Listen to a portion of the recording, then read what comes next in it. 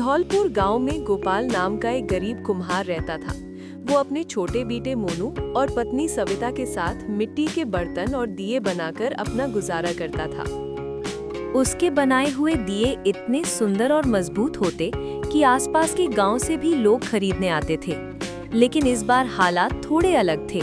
दिवाली पास थी और गोपाल के घर में मुश्किलें बढ़ गई थीं। गोपाल, आज मिट्टी लाने जाना है क्या? कल की सारी मिट्टी तो खत्म हो गई। हाँ, जाना तो पड़ेगा सविता, पर ट्रॉली का किराया नहीं बचा। पैदल ही जाना पड़ेगा नदी किनारे।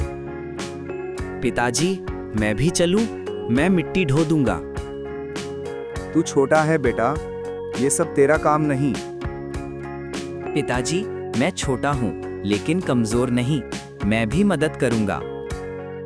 गोपाल हंस पड़ा। ठीक है, आज मेरा छोटा मजदूर मेरे साथ चलेगा। दोनों पिता पुत्र टोकरी लेकर नदी किनारे मिट्टी लेने निकल पड़े।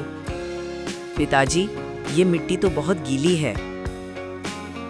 हाँ बेटा, गीली मिट्टी से ही अच्छे दिए बनते हैं। बस ध्यान रखना, पैर फिसले नहीं। कुछ देर में उन्होंने मिट्टी इकट्ठी कर ली और घर लौट आए। गोपाल ने चाक पर मिट्टी चढ़ाई और दिए बनाना शुरू किया। अरे वाह, कितने सुंदर दिए बन रहे हैं। इस बार जरूर ज्यादा बिकेंगे। बस यही उम्मीद है सविता। अगर इस बार दिए अच्छे बिक गए तो मोनू की फीस भर दूंगा। पिताजी, मेरे लिए फीस से ज्यादा खुशी ये है कि हमारे दिए पूरे गांव में जलें। गोपाल सुबह सुबह अपनी दिए की टोकरी लेकर बाजार पहुंचा, लेकिन वहां देखकर उसका दिल बैठ गया। हर दुकान पर मशीन से बने रंगीन दिए बिक रहे थे। अब हमारे सारे दियों को कौन खरीदेगा? पिताजी, हमारे दिए भगवान के लिए बनते हैं, मशीन के नहीं। इतना कहकर मोनू ने एक दिया उठाया, साफ किया और पास के मंदिर में रख दिया। फिर बोला, देखिए, इस दिए की रोशनी किसी भी मशीन वाले दिए से कम नहीं।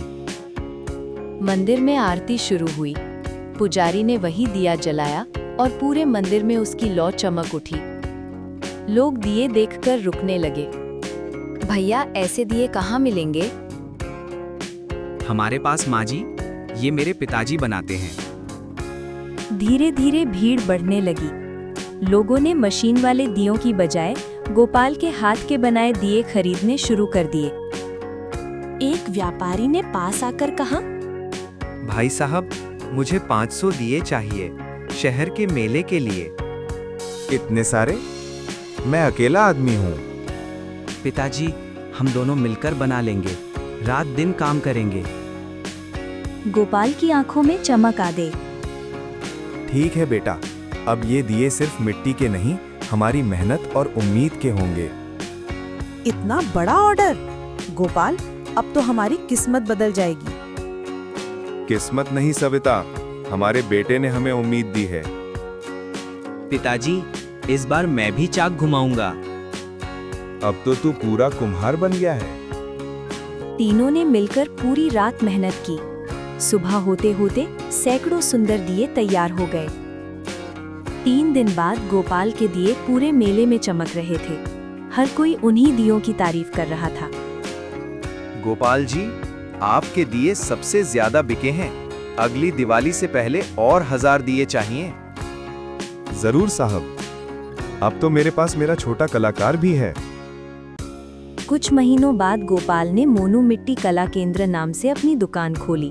अब वो सिर्फ दिए नहीं, सुंदर मूर्तियां और कलश भी बनाने लगा।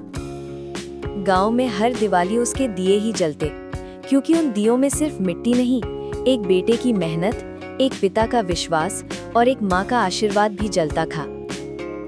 सच्ची रोशनी बिजली के बल्ब से नहीं, मेहनत और विश्वास के दियों से फैलती है।